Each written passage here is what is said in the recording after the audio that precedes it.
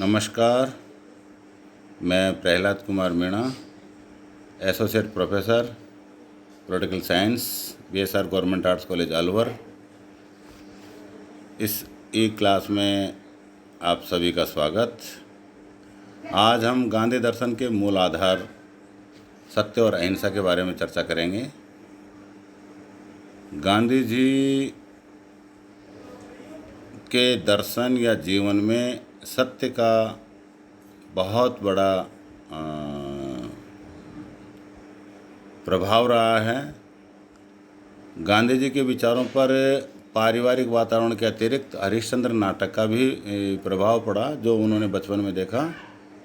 और इस नाटक के नायक हरिश्चंद्र के अनेक कष्ट सहने के बाद भी वो सत्य के प्रति अडिग रहे। गांधी जी के मन में भी प्रारंभ से यही धारणा रही या उनके जीवन में यही धुन रही कि सत्य ही ईश्वर है। अल्टीमेटली उन्होंने ये मान लिया कि सत्य ही ईश्वर है। सत्य के बीच गांधी जी के जीवन में प्रारंभ में ही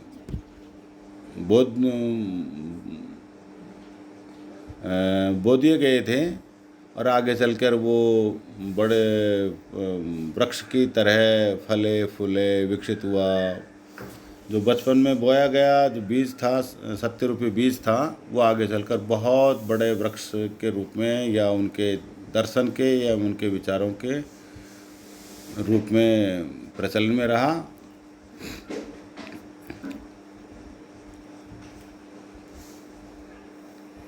सत्य गांधी जी के विचारों का या चिंतन का केंद्रीय विचार है, जिसका प्रभाव गांधी दर्शन या गांधी के विचारों में देखा जा सकता है।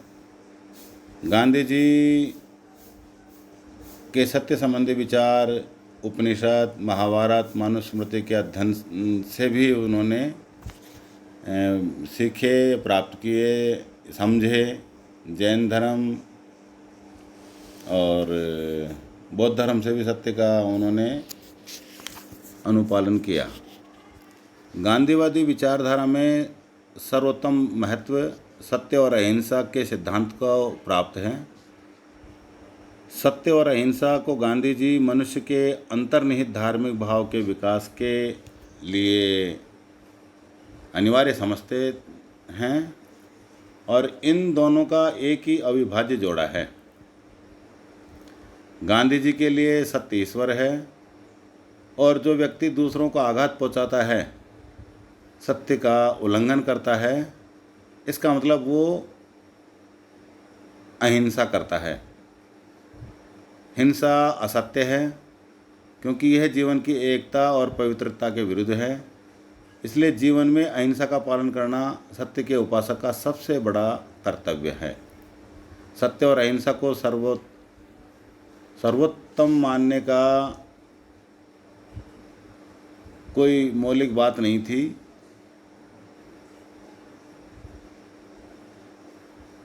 उनकी यह देन अहिंसा को एक व्यापक अर्थ दिया और एक व्यापक स्तर पर इसका प्रयोग अपने जीवन काल में किया और आज तक उनका महत्व समझा जा सकता है। सत्य क्या है?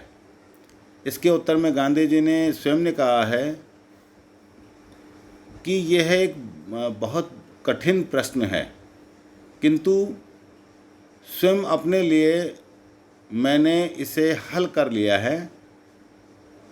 जो तुम्हारी आत्मा कहती है वही सत्य है, पर सत्य को ग्रहण कर उसे व्यक्त करने के लिए अंतरात्मा शुद्ध होनी चाहिए।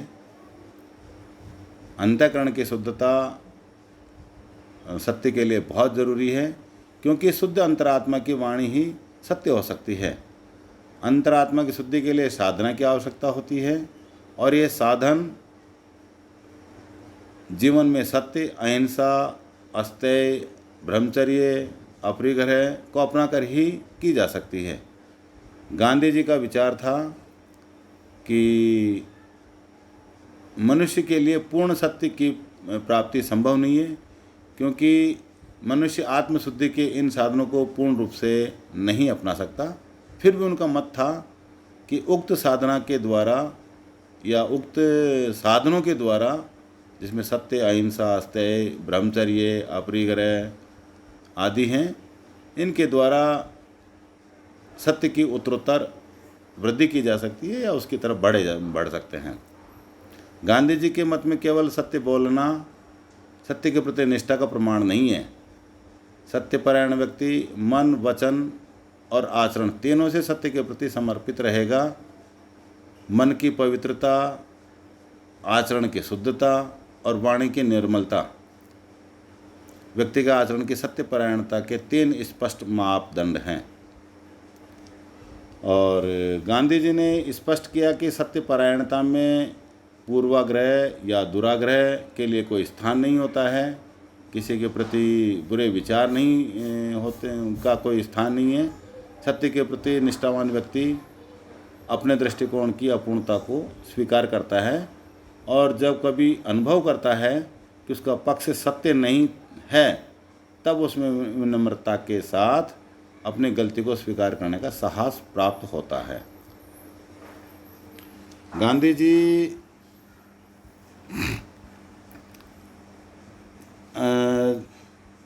जो उनका दर्शन है, उस दर्शन में जो 2 सिद्धांत या 2 विचार जिनका प्रभाव उनके व्यक्तित्व, उनके दर्शन पर सबसे ज़्यादा पड़ा, उनके बारे में हम चर्चा कर ही रहे हैं। तो सत्य के बारे में गांधी जी ने 2 प्रकार सत्य के बताए हैं, निरपेक्ष और सापेक्ष। गांधी जी के अनुसार निरपेक्ष सत्य का अर्थ है कि वह जो वास्तव में या जिसकी सत्ता है। गांधी जी का मत है कि ब्रह्म के अलावा अन्य समस्त तत्व नश्वर हैं, इसलिए उनकी सत्ता वास्तविक नहीं है। अतः ईश्वर को ही निरपेक्ष सत्य को समझा जा सकता है। निरपेक्ष सत्य सर्वव्यापक, सर्वशक्तिमान और शाश्वत होता है। इस निरपेक्ष सत्य को गांधी जी ने इतना महत्वपूर्ण माना कि ईश्वरीय सत्य है की अपेक्षा उन्होंने सत्य ही ईश्वर है कहना अधिक उपयुक्त समझा। उन्होंने कहा, ईश्वर के असंख्य नामों में से यदि एक चयन किया जाए तो वह सत्य ही होगा। अब सत्य के प्रति उनकी प्रगाढ़ता या उनकी जो विश्वास था वो इतना गहरा था कि अगर ईश्वर के असंख्य नाम हैं और उनमें से किसी एक का चयन करना हो तो वो सत्य ही होगा। उनके अनुसार सत्य ही वह तत्व है जिससे अन्य सभी तत्व निर्मित हुए हैं। इस प्रकार सत्य स्वयं की अपनी शक्ति के कारण अस्तित्व में है। केवल सत्य ही शाश्वत है और समस्त तत्व भंगुर हैं, मतलब खंडित हैं।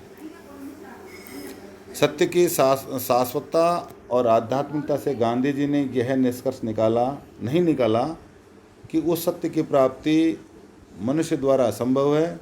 उन्होंने यह अवश्य स्वीकार किया कि केवल ऐसी निर्मल आत्मा ही जो पूर्णता के उस आध्यात्मिक स्तर तक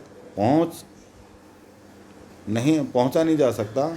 अतः भौतिक नेत्रों से उस निरपेक्ष सत्य को साक्षात्कार किया जाना अत्यंत कठिन है। क्योंकि पहले अपन बात कर चुके हैं कि पूर्ण सत्य मानव के लिए असंभव है, क्योंकि सांसारिक जीवन में उसे कई चीज़ों के कारण वो पूर्णता को प्राप्त नहीं कर पाता है। जो सत्य का दूसरा प्रारूप या रूप गांधी जी ने बताया वो है सापेक्ष सत्य। गांधी जी के मत में व्यक्ति निरपेक्ष सत्य की ओर बढ़ने के लिए सापेक्ष सत्य को माध्यम बना सकता है, क्योंकि निरपेक्ष सत्य की प्राप्ति मनुष्य के लिए मुश्किल है, असंभव है। उन्होंने सापेक्ष सत्य को अपनी अंतरात्मा की पुकार अथवा किसी समय विशेष में किसी विशेष परिस्थिति के विषय में निर्मल हृदय से सोची हुई बात में परिभाषित किया है। उनके अनुसार निरपेक्ष सत्य में विश्वास रखते हुए सापेक्ष सत्य पर दृढ़तापूर्वक चलकर ही व्यक्ति निरपेक्ष सत्य को प्राप्त कर सकता है। गांधी जी ने बताया कि सापेक्ष सत्य पर चलना भी कोई सरल मार्ग नहीं है। उसके लिए पवित्रता, दृढ़ता, साहस की आवश्यकता होती है। केवल सत्य बोलना सत्य के प्रति निष्ठा का प्रमाण नहीं हो सकता या नहीं है। सत्यपरायण व्यक्ति मन, वचन और आचरण तीनों से सत्य के प्रति समर्पित रहेगा। मन की पवित्रता, आचरण की शुद्धता और वाणी की निर्मलता व्यक्ति के आचरण की सत्यपरायणता के 3 मापदंड हैं। मनुष्य सत्य की तरफ तभी बढ़ सकता है या सत्य को प्राप्त कर सकता है जब मन से पवित्र हो, आचरण उसका शुद्ध हो और वाणी में निर्मलता हो। ये गांधी जी ने 3 मापदंड सत्य को प्राप्त करने के बताए हैं। गांधी जी ने स्पष्ट किया कि सत्यपरायण व्यक्ति स्वार्थ, लोभ, भय अथवा अहंकार से मुक्त होगा, क्योंकि वह सापेक्ष सत्य पर आचरण कर ही तब सकेगा जबकि उसे प्राणी मात्र में अनिवार्य रूप से ईश्वरीय सत्ता में विश्वास होगा। ईश्वरीय सत्ता में विश्वास होगा का मतलब ये हुआ कि ईश्वर ही सत्य है। सत्य ही ईश्वर नहीं माना उन्होंने। उनके विचारों में उन्होंने कहा कि ईश्वर ही सत्य है। यदि मनुष्य अपने आचरण में सापेक्ष सत्य को प्राप्त तभी कर पाएगा तब वो प्राणी मात्र में अनिवार्य रूप से ईश्वरीय सत्ता का रूप देखेगा या ईश्वरीय सत्ता में विश्वास करेगा। ईश्वर में उसकी अपार निष्ठा उसे किसी भौतिक भय से प्रभावित या भयभीत नहीं होने देगी। इस प्रकार सत्य मार्ग पर चलने वाला व्यक्ति दूसरों के प्रति आदर भाव रखते हुए किसी भी अन्याय के विरुद्ध पूरी तरह संघर्ष करने के लिए सदैव तैयार रहेगा।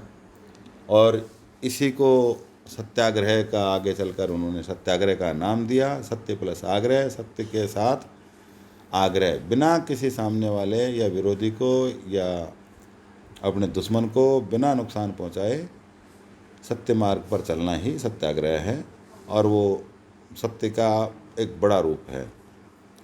गांधी जी ने यह भी स्पष्ट किया कि सत्यपरायणता में पूर्वाग्रहों और दुराग्रहों के लिए कोई स्थान नहीं होता है। सत्य के प्रति निष्ठावान व्यक्ति विनम्रता से सदैव स्वीकार करेगा कि किसी विशेष परिस्थिति में उसके दृष्टिकोण में कोई अपूर्णता हो सकती है, पर वह इसे स्वीकार करने एवं सुधारने का साहस रखता है। सत्य भाषण के प्रति निष्ठा वाणी की कठोरता का समर्थन नहीं करती। यद्यपि एक सच्चा व्यक्ति सदैव ही सत्य वचन कहता है, तथापि सत्य बोलने के पीछे किसी को दुख पहुंचाने का भाव नहीं होना चाहिए। मतलब सत्य बोलने का ये भी नहीं है कि हम ऐसा सत्य बोलें कि किसी को मन से या उसकी अंतरात्मा में उसको कष्ट पहुँचे।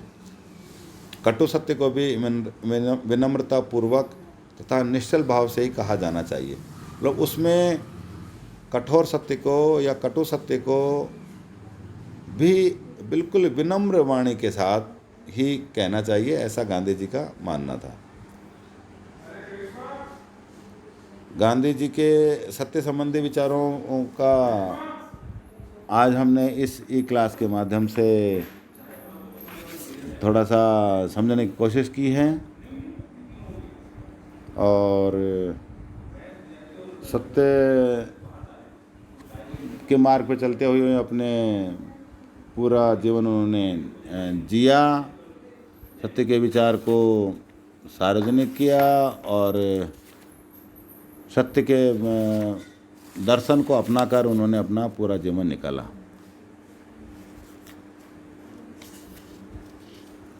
मनुष्य के श्रेष्ठ प्रवृत्तियों में से सत्य एक है और इसमें कोई संदेह नहीं कि संसार में मन की हिंसा को भी पूर्ण अनास्तिक नहीं है। वह संसार में विद्यमान कभी अपना रौद्र रूप प्रकट करती है और इसके विचारों के अनुसार सत्य